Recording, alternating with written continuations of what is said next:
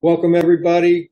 Welcome to the What the Football channel. This is the BH and Scrubber Show. And on today's show, as you can see behind BH there, we're covering the draft. I thought it was a good draft. And we're going to talk about the people we drafted, plus our unrestricted, undrafted free agents. And that's a good set of dudes, too. So welcome, BH. Welcome to the show. Hey man, great to be here. Yeah, it was a great draft. We mocked a lot of players and we only got one right, and that's pretty much normal. It always happens. But we they did a great job. I think that the overall theme of this thing was, I think there were 6 team captains that came out of this, and measurements. Guys who had measurable traits. In other words, get big, fast, strong guys, and if they have things to work on, we'll teach them. We'll coach them up. We'll put them in our. But I think also that goes to the system. You think of when Coach was in Seattle. Big, strong guys with long arms. He really pushed that. So anyway, want to kick it off? Yeah, sure. Well, of course, as everybody probably knows, we picked Jayden Daniels at number 2, and I thought it was a good pick. You and I both believed in him. We've been saying it since the beginning. We really were comfortable with anybody they picked. It could have been Drake May or even J.J. McCarthy, for all I care. But we got Jayden Daniels, and I think he's a good choice for the team. Yeah, can't go wrong. Be exciting to watch him. Pretty sure he's starting day one. He's got the weapons, got enough veterans. They're working on that O-line. He'll be ready to go. Awesome. And that leads us to the big surprise, I think. Second pick, like you talked about before. What we talked about. We mocked an offensive tackle here quite a bit, but then Jer'Zhan Newton just fell and fell and fell, and I think they stuck to their board. They said, hey, this is the best player. Why reach for a developmental tackle? Because at this point, all the tackles on the board were going to be pretty developmental. There was a couple that could play, but their value wasn't there. They didn't have enough upside. This was a smart move. I've seen so much video on Johnny Newton, how disruptive he is, just a monster, and just people just talking about him being maybe the best defensive player in this draft. Yeah. He's just he's kind of one of a kind. He's so big and moves so fast. Saw some video on him in interviews. I really liked him. Got a great attitude. They kind of put his jersey up on the Illinois Wall of Fame. He's up there with the last year's guy, Devin Witherspoon, Dick Butkus, and many others. That's how highly they thought of him. So great kid. He's going to be on that 3-person rotation with our defensive tackles, and the interior is going to be a disaster for every team out there. This guy is something else. Matched up with Daron Payne and Jonathan Allen. If your centers and guards are having issues, well, they're going to really show up now. Nice. So I'm glad we got him. Yeah, it was to me, it was the best player available. I liked this film as well. Lots of people were. I mean, the only drawback, I think, someone he hurt his foot, and I saw the interview. He said he had some surgery done to it. He said he rehabbed it. Said all that's put behind him, and he's ready to go. So I'm excited. We had a pretty vanilla defensive line last year. Hopefully, bringing him in, we can do a little bit more than we did last year. I think we just relied too much on the heavy hitters we had, and they 4 guys were going to be able to handle it with just vanilla defense, and they couldn't. So got a lot of new defensive coaches in there, and they're going to coach this guy up and get him going. So adding to the defense as well, next on our list is cornerback Mike Sainristil. Sainristil. Yeah. Sainristil.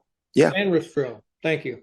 And he looked really, really good. He's a little mouthy for me. I don't like that, but he was really good in coverage. He's the right size. He can just step in and start playing right away. Yeah, he's pretty much going to be our slot corner. I mean, Hmm. it's almost, I mean, that's what he excelled in. That's a position that you have to have in the modern NFL. You've got to have that guy. Also, what's good about him, team leader. I saw a lot of interviews where people said that this defense ran through him, that he just was not just a vocal leader, but he led them on the field. Hmm. And I mean, they won the national championship, and he was a big part of it.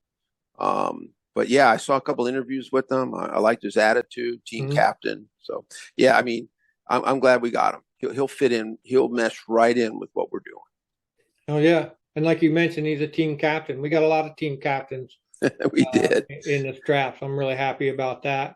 And another guy we just got was tight end Ben Sinnott, and he's got all the measurements like you talk about. He can play a variety of roles and has played a variety of roles in the past. And they talk about him. You know how I like fullbacks. So if he can fill in that, sometimes play, tight end and sometimes step into the backfield, I'd really like that. That would keep defenses on their toes as to, if they see him in the huddle, what's he going to be? So, yeah, Yeah, he's got all the measurements and all that. I really liked him. yeah. And I heard that I like what I like about him is he had a scholarship to a Division II school, but he knew one of the coaches, Kansas State. They talked, and the guy said, "You could walk on. You're a good enough athlete to make this team, and we'll find a spot for you."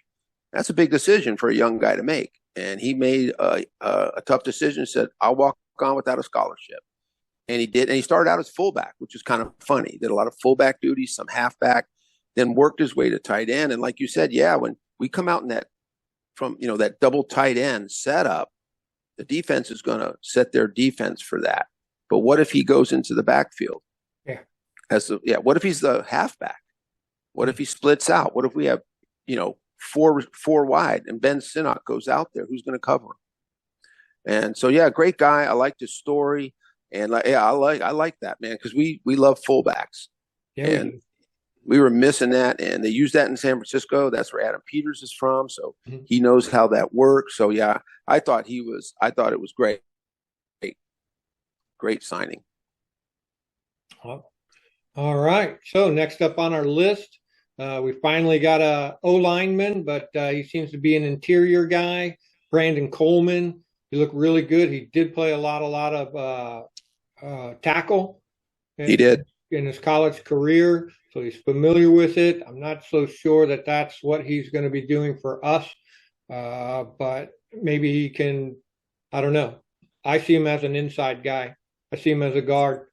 So usually Yeah, you build your front line from the inside out. I don't know what they would do with tackle position coming up through the summer. Maybe pick up another veteran. I don't know. But yeah, I think he was a good pick. Very high on the list. yeah. He sort of falls in line with that. His measurables were through the roof. I think he ended up being the number one in terms of his measurables with his height and weight, his speed, his 40, his shuttle times. I mean, he was super athletic, and so maybe if they're going to look at him at tackle, and he did play a lot of tackle He at did. TCU, and so Mhm. but maybe they're looking at this guy has two. This guy is an athlete. The numbers show athleticism. Why is he not getting out? Why is he not why are some of these things he's doing at left tackle? The reason why people go, yeah, he's going to have to move inside. Well, maybe they're looking at the athlete and they're saying, no, we can work with that. This guy has great short area quickness. He demonstrated it in the testing. So we just got to make that work on the field. So let's see what happens. I bet you they'll give him a chance before moving him inside. So anyway, Mhm. that'll be fun to watch him develop. Exactly, dude. So now, Go ahead. yeah, I was going to say one of the big surprises for me was Luke McCaffrey Hmm. here at pick 100. I mean, we talked about getting another receiver. I mean, what's his name is, Curtis Samuel's gone. Luke McCaffrey's not gigantic, but he's about 6'2", 198, so he's kind of a little bit taller. There were some other guys that came after him. You're like, that you would have thought might have gone, they might have taken them, but they went with this guy. Watch some of the YouTube stuff. He seems really tough, comes from a incredible, we talked about it, his family. I mean, these people are dedicated sports. I mean, his brother, his father, I mean, I think his grandfather was in the Olympics. I mean, it's nuts. They're a sports family, and he's a very humble kid. I've seen his interviews, so he could be our slot receiver. Yeah, I'm really happy. I like the bloodline thing too. You would say some people, I heard nepotism, but you earn getting on a spot on an NFL football team. You don't get that spot just because of your family name. The other cool thing about his family name is he's used to, his father was in the NFL, his brother's in the NFL, so he has a lot of experience as to what it takes, what you have to be to make a team, understanding all the minutia of the NFL, and he's already trained in all that. He's already up to speed in that. And I did see some of his interview as well. Just look like a good kid, and I think he's gonna do a lot of good for us. So I was really happy about that pick.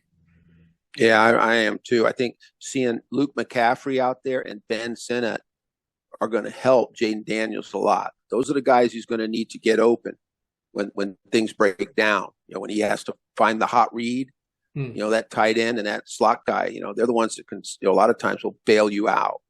So, very good there. And then I think our last three are just probably guys we didn't even know about. Let's be honest. We looked at as many prospects as humanly possible, but we got this linebacker from Temple, Jordan McGee, who's, going to be a weak side linebacker, a special teams monster, super measurables, great tackler. I mean, in a perfect world, he could be Jamin Davis's replacement next year. Yeah. Yeah. I think they got him as the second on the depth chart. I think he's behind Luvu. Oh, okay. Maybe even Bobby. So cool. If you're going to take a guy and you're going to put him and say that he's going to be able to jump in there and do the thing, that says a lot about him. They've got him here. They've got him behind Frankie Luvu, so as the number 2 guy. So okay, he'll probably get some play time. Yep. All right. Yeah, definitely. Tons of special teams to be able to learn his position. So, yeah. So, and then, gosh, man, another defensive player. Yeah. I thought they'd go, I thought like 6 or 7 of these would be offense, but they went more D. So, who do we get at 161? 161 is Dominique Hampton. I really liked his film. He looked really good. He's from UW, Washington. Yep. And he just looked really good back there at safety. He could get downhill real good disruptor. Like you said, all these guys got real good measurables. Just all of them. Just every single one of them. So it's nice to see our coaches and our front office be able to pick without just saying, "Oh, we'll take anybody." So, but this guy, he looks really good. He might get some play time. Some other people better watch out. So, if they're not up to speed, because we got Jeremy Chin, and then it's going to be after him is Jeremy Reeves. If this guy can step up a little bit, he'll see some play time. Yeah, that would be great. And he, I heard it. He mostly played corner in college, but they just moved him to safety, which is probably good. He's such a big guy. I mean, he's 200 something pounds, like, I don't know, 2 something. He's tall. He's rangy. He's really built like a safety. So I'm kind of glad that they gave him a year at safety instead of us drafting him and having to convert him to a safety. So he's still got some learning to do. Only 1 year at safety. That's good. We want guys with upside, you know. Yeah. So, and then last but not least, Javonte Jean Baptiste got an, Yeah. got another edge rusher. Yep. We got quite a few edge rushers now. I was hoping to get someone earlier, much like tackle that could really that we could slot in there, you know. But the draft falls the way the draft falls. You know, you take the best people available, and I saw enough of him to look like he'd be a decent development player. Yeah. Yeah. I thought he looked really good. All right. Now on to our undrafted free agents. The first one here we're going to talk about, I think he's really good. Chigozie Anuzium. He's a cornerback. Again, he's really good. He has a chance if he can, if Forbes ain't up to snuff and some of them other guys, he's got a way he could sneak in.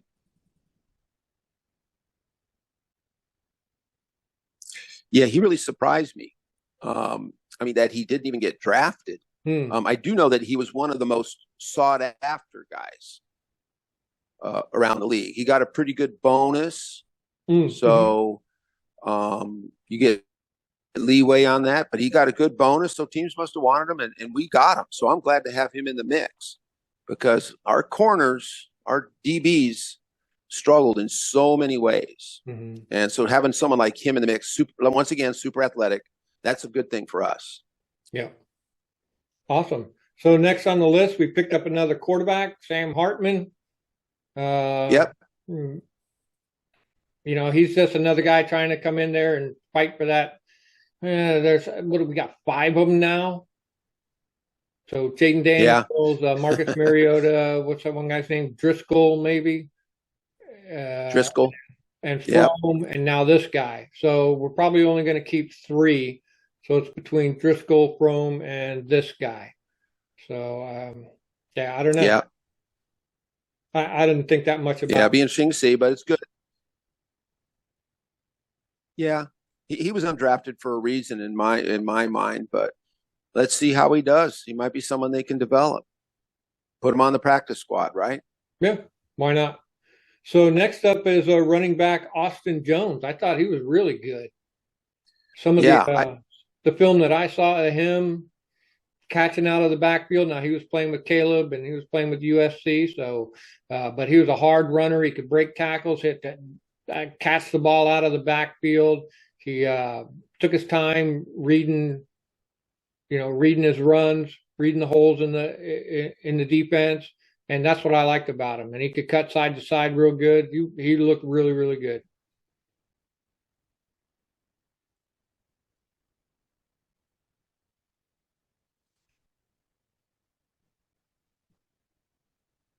Yeah, him. I didn't get to see much of him, but I saw. I'll just since run running backs. Michael Wiley from Arizona. He reminded me. I didn't get to see him, but he was like the same way. Caught tons of balls out of the backfield. It's almost like they're looking towards next year. We need to get our Austin Ekeler. We need to get a guy who can tough runner, but can. So I'm glad you got to see some Austin Jones stuff because I mostly looked at Michael Wiley and the way you described Jones sounds just the same. Can get tough runs, but had nice soft hands, could either catch the ball out in the flat. So I think that's 2 great guys to add. Nice. So next up, I watched this guy, Ben Nickel. Oh, good. I didn't get much of him. What did you think? He's really good. He's got the right attitude. He's just he had a really seemed like a good football IQ. He went to, I forget what school it was he went to, and they gave him a scholarship. And he's one of them, like you said. He's just like a walk on. His teammates all surprised him with his scholarship, and then they made him a team captain.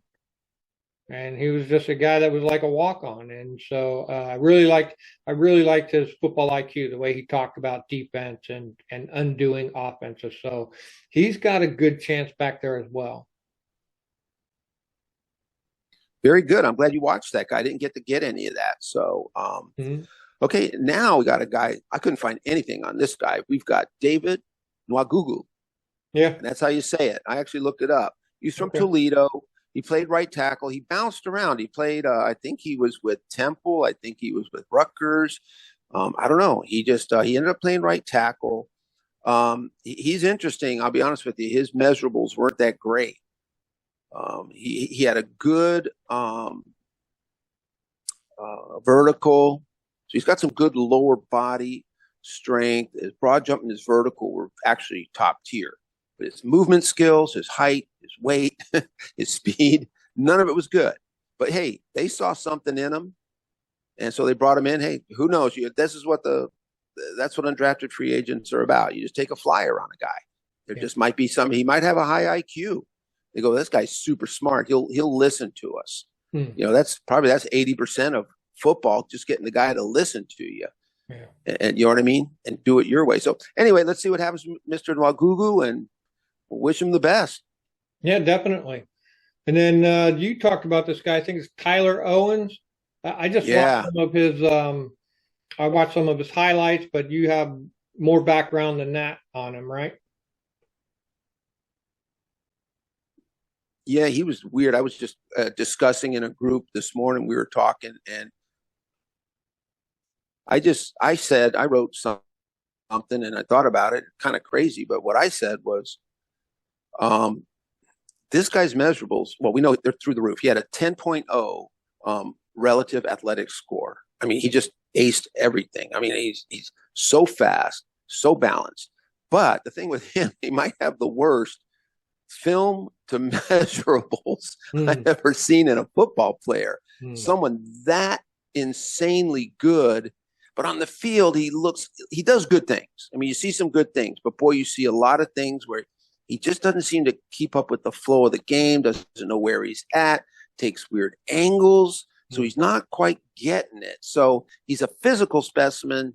So, but I can see why they brought him in, because, hey, these are the guys you bring in and go, hey, he's got all the physical stuff. Let's coach him up. Now, he's an interesting guy who in interviews talked about not believing in space, and that gave him a lot of headlines.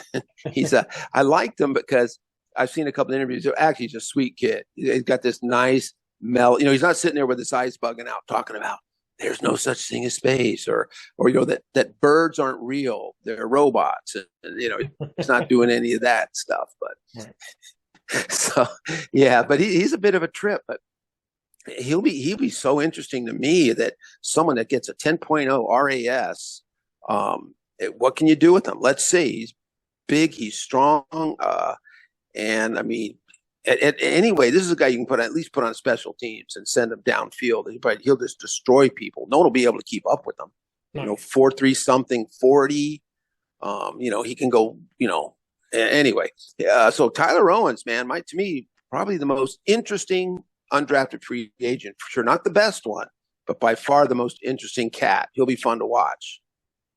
Nice. So yeah. Next up, we got a guy, Norrell Pollard. I watched his stuff. He looked pretty good. Definitely developmental player, but another defensive tackle. Just one more to fill that room. Yeah, and if you know what, if he goes in there, we don't know that much about him, but hey, if he goes in there and can play well, we're all for pushing. If John Ridgeway and Fedarian are not really coming along and aren't developing at this point in their careers, you might go, hey, let's go with Norrell Pollard then. These guys have tapped out. They've done what they can do, and it's not good enough. I hope that they don't, but hey, maybe Norrell Pollard gets a chance and shocks the world. Yep. Next up, we got wide receiver Marcus Rosemy-Jacksaint. So he's a University of Georgia guy, and of course, if you know Rico from Street Scores, he about fell all over himself about this guy. He does look pretty good.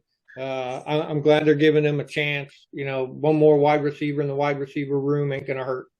Yeah, I gave Rico some crap in the comment section because he ran that 4.8 40, and he had this 9.0 3-cone drill.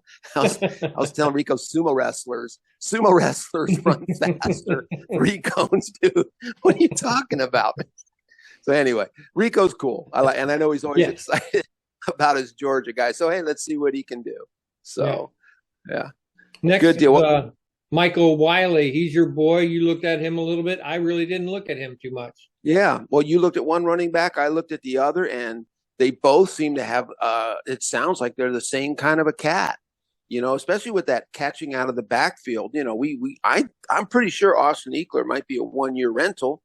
Obviously you have to look at it that way, nothing against him. But, if he excels, of course, they'll get him in here next year and give him a bigger contract for sure. But at his age and his injuries, I think he'll be good for us this year. But you got to be thinking for the future. And Michael Wiley and Austin Jones look like they might be able to fill that spot.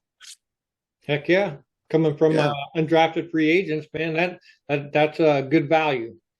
It is. Next up is corner AJ Woods. I looked at him. He's okay. He looks a little small. So I guess he played good for Pitt, but other than that, I didn't really think too much of him. Yeah, he was. He was a guy in the mock drafts. I did hundreds of mock drafts, and so in the 7th round, I was looking for some good value in corners. And so I would, I'd see him and I would click on his profile, man. And the same thing, I'd look at his size and weight. And then when you read about his draft profile, they even said kind of slim,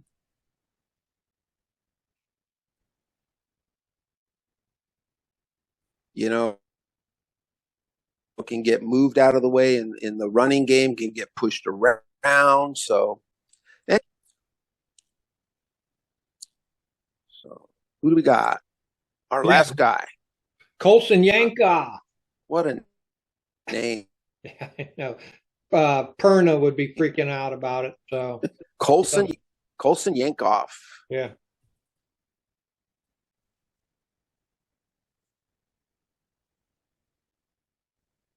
Tight end from UCLA.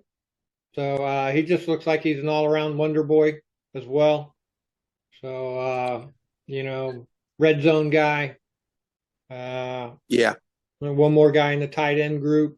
Depends on what Amari Rogers and Cole Turner can do. We might have an outside shot. Yeah, kind of maybe a camp body too. You can, so you don't run all our tight ends to death. Let Colson go out there and run some routes. You know what I mean? Let the defense practice against them. And even preseason games. We need bodies out there. Yeah. So, well, all in all,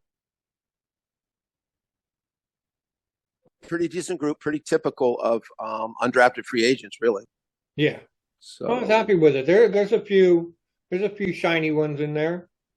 I felt like that have real potential to be on the team and at least in the depth. So at least a couple of them. Yeah, at least on the practice squad. Yeah. All right. Yeah. All right, man.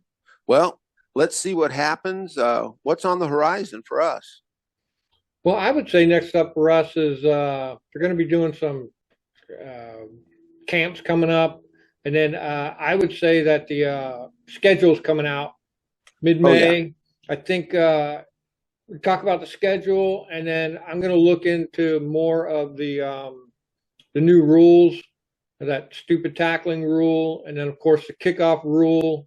I'm going to have to go over it again. There's a few different weird things about it, where you catch the ball, if it goes out of the end zone, it's placed in different places. It's just kind of all over the place. But I kind of like it. So we'll talk about the rules maybe and the schedule coming up. We got a really good schedule. Another feather in our cap's really going to help us. It's what happens when you're, number 32 on the power ranking. So cool. All right, man. Well, good show. Great draft. This is really exciting stuff, man. Right on. Well, thanks, everybody. Right. We'll maybe see you in a couple of weeks. All right. Thanks, everyone.